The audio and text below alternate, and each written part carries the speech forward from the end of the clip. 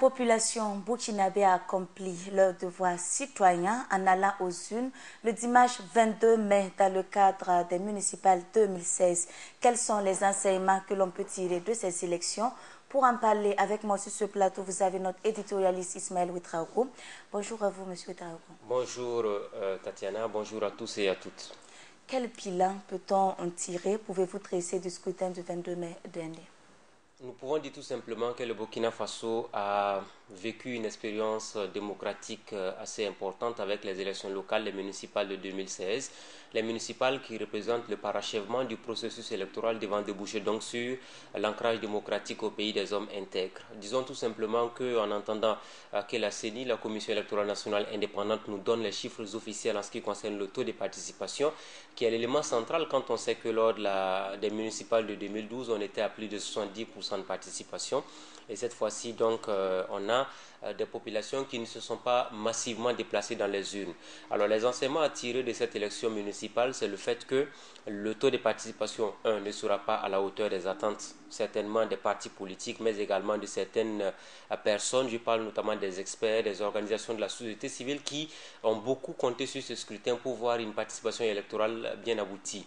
Le deuxième enseignement, c'est le fait aussi qu'on a quand même un scrutin qui s'est déroulé tant bien que mal, parce que quand il dit tant bien que mal, il y a 3 localités qui n'ont pas pu, je dirais donc, organiser, mais quand on prend 3 sur les 351 communes que compte le Burkina Faso, il y a tout de même un satisfecit, même si des difficultés majeures ont été enregistrées au cours du scrutin, parce que le défi majeur était de faire en sorte qu'on puisse organiser ces élections dans ce contexte burkinabé, avec notamment l'insécurité qui est devenue un problème pour les populations de nos villages, de nos villes et campagnes également.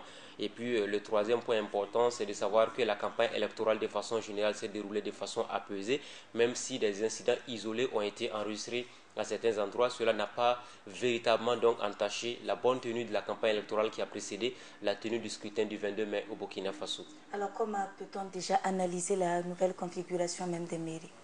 Alors les mairies pour le moment on va attendre encore un peu parce que vous savez que ce sont des résultats partiels qui ont été communiqués, des résultats partiels qui seront sans doute contestés à certains endroits au niveau donc des autorités judiciaires tant qu'on ne finira pas le contentieux électoral, tant qu'on n'aura pas donc les différents maires qui seront votés, on ne peut pas pour le moment parler de configuration. Mais déjà on a quand même des signes importants sur les principaux partis qui se dégagent, notamment le MPP, le CDP ou encore l'UPC, ce qui n'est véritablement pas une grande surprise quand on sait qu'il n'y a que véritablement ces 3 formations politiques qui ont quand même une assise politique importante. Alors quand on parle d'assise politique importante, il faut faire référence naturellement au fait que les élections municipales représentent des élections locales qui touchent les villages les plus reculés. Un parti politique pour certains ne dépasse pas Ouagadougou et Bobo-Dioulasso. Même là, certains partis peinent à mobiliser des citoyens. Par contre, si vous voyez un peu ce que ça donne en termes de résultats partiels qui sont communiqués, vous vous rendrez compte tout simplement que cette élection représente véritablement donc, je dirais, l'occasion de montrer pour un parti politique qu'on est bien installé, qu'on arrive à couvrir l'ensemble du territoire. Et quand on parle de couverture du territoire, il n'y a que, pour le moment en tout cas, tel que les résultats nous le confirment, le MPP, le CDP ou encore l'UPC, qui sont pratiquement les 3 formations politiques qui pour le moment donc se tirent je dirais, à bon compte par rapport aux résultats partiels qui sont communiqués aujourd'hui. Le trio gagnant des législatives. Des municipales pourrait-on dire. Alors il faut dire tout simplement que ça ce ne sont que des signes, hein, mais les résultats définitifs seront donnés. Après les résultats définitifs, on aura maintenant vers mi-juin, aux dernières nouvelles, c'est l'information qui nous est parvenue, si on arrive à vider le contentieux électoral, vers mi-juin, donc on passera donc à la mise en place des différents maires. C'est à partir de là qu'on fera le jeu des alliances. Alliances parce que vous savez que le MPP a sa majorité présidentielle avec lui. Vous avez également l'opposition qui est en train de travailler à mettre en place donc des maires opposants, enfin des maires de l'opposition politique. Ça veut dire que s'il y a des partis politiques de l'opposition qui ont des conseillers municipaux qui peuvent éventuellement s'associer pour avoir un maire qui sera un maire de l'opposition politique pour dire que par exemple tel ou tel conseil municipal est dirigé par l'opposition politique, ça aussi c'est une stratégie qu'on est en train de prospecter au niveau de l'opposition politique. Donc l'un dans l'autre, vous avez donc deux grands bords politiques qui vont s'affronter certainement pour la mise en place donc des maires au niveau des différentes communes du Burkina Faso. Vous avez d'abord donc le bloc MPP et la mouvance présidentielle, et vous avez maintenant l'opposition politique constituée de façon générale de l'UPC, l'ADF-RDA, le CDP et puis les autres petites formations politiques également qui gravitent autour de ces grands partis-là. Alors, au vu des éléments que nous avons abordés et du déroulement des élections, selon vous, quel est le message même véritable que le peuple burkinabé a voulu envoyer au reste des pays africains? Alors le peuple burkinabé d'abord, on pourra dire tout ce qu'on veut, on pourrait épiloguer indéfiniment sur le taux de participation, mais ma conviction est que le peuple burkinabé a voulu quand même tout de même donner un message à l'endroit des peuples du continent africain. Nous sommes un peuple mature. La maturité de cette population-là s'est matérialisée par la participation aux élections, même si le taux de participation n'est pas à la hauteur des attentes. Toujours est-il qu'il a fallu quand même qu'on puisse organiser les élections. Les élections municipales dans un contexte qui est le nôtre, contexte d'insécurité, contexte également, je dirais, d'insatisfaction par rapport au premier pas du président Roch-Marc Christian Kabore à Kosiam. Quand je parle d'insatisfaction, quand on regarde un peu les chiffres qui sont communiqués officiellement et tout, où des sondages ont prouvé que les 100 jours n'auront pas satisfait beaucoup de Burkinabés, mais ce n'est que le début d'un processus qui devra tenir sur 5 ans. Maintenant, le Burkina Faso, avec la tenue de ces élections municipales, vous savez que le peuple a été toujours salué, la présidentielle, les législatives, maintenant les municipales. Après les municipales, on pourrait dire c'est la fin des consultations électorales au Burkina Faso. On est parti donc pour la gouvernance politique et démocratique pour les 5 prochaines années. Alors, on revient sur les leçons que l'on tire même de ces élections-là. Les organisations de la société civile ont dénoncé le manque d'implication profonde des partis politiques. Alors, à ce niveau, quelle est votre analyse? Vous savez, les partis politiques ne sont pas réalistes. Quand vous leur dites qu'ils n'ont pas fait leur travail comme il se devait, il y en a qui vous diront tout simplement non, on nous accuse à tort, ce n'est pas à nous de mobiliser, de forcer quelqu'un à aller voter. Non. Vous savez, ce sont des élections locales qui permettent aux partis politiques aujourd'hui de jauger leur implication, leur également déploiement sur le terrain. Mais si vous avez des partis politiques qui sont incapables de mobiliser leurs militants, c'est qu'il y a un problème. Je pense que ces élections municipales de 2016 prouvent à souhait, pour ceux qui en doutaient encore une fois de plus, que nous avons une crise de militantisme au Burkina Faso. Quand je parle de crise de militantisme, il y a un responsable politique qui nous disait que l'État burkinabé a offert pour les délégués, ceux-là qui étaient censés représenter donc les partis politiques dans les bureaux de vote pour surveiller la tranquillité et la bonne tenue du scrutin. Et tenez-vous bien qu'ils avaient chacun 1000 francs CFA. Il y a des partis qui vous disent que c'est dérisoire parce qu'il fallait avoir de grands moyens. Mais aussi, on peut rétorquer en disant, nous sommes dans un contexte démocratique. La démocratie, cela s'entend, est l'engagement désintéressé. Aujourd'hui, en principe, si nous voulons que nous ayons une démocratie exemplaire un peu partout dans le monde, il faut qu'on arrive avec le temps à convaincre notamment les populations que quand vous devez soutenir un parti politique, le parti politique ne doit pas monnayer ce soutien-là. Vous ne devez pas normalement demander à ce qu'on vous donne quelque chose en retour.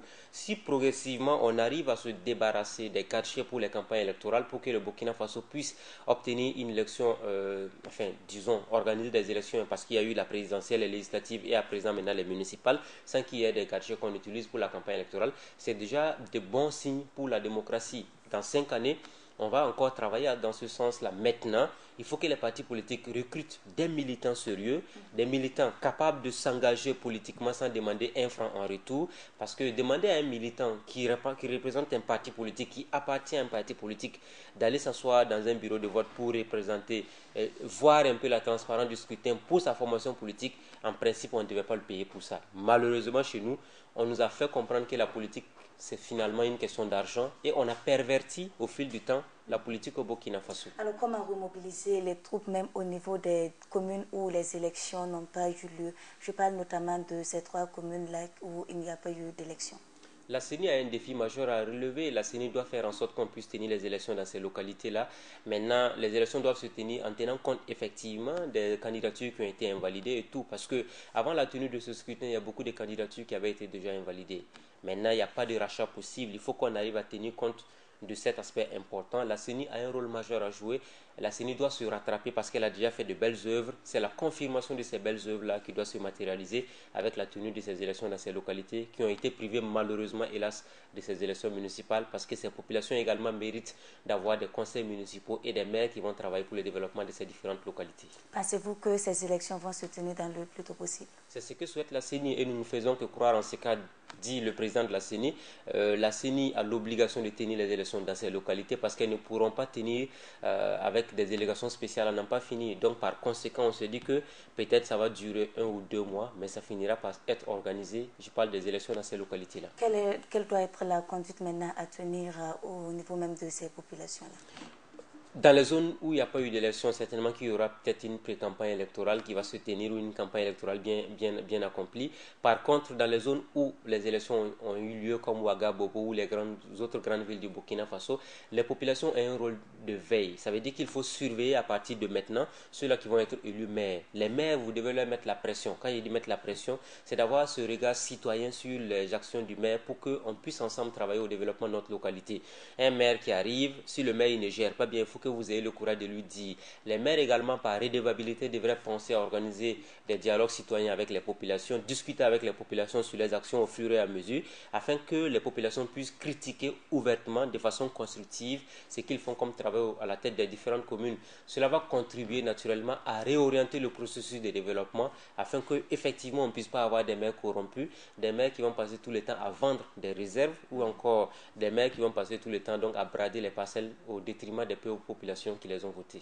Et en un mot, quel doit être l'apport même de la population dans ce sens? La population, voilà pourquoi je disais tout à l'heure qu'elle doit être là pour comme une structure de veille, contrôler donc les actions du maire, mais également contribuer avec des aides qu'on peut apporter aux autorités. Ça veut dire que si vous avez un conseil municipal dans un quartier bien déterminé, le conseiller municipal peut avoir des initiatives, par exemple les opérations de salubrité publique. Si le conseiller municipal initie, la population doit l'accompagner parce que c'est ensemble qu'on peut travailler à impulser le développement depuis la base. Merci à vous, M. Ouedraogo. Amis téléspectateurs, c'était pour vous l'édito du jour. Il était question même d'une appréciation globale des élections municipales du 22 mai dernier.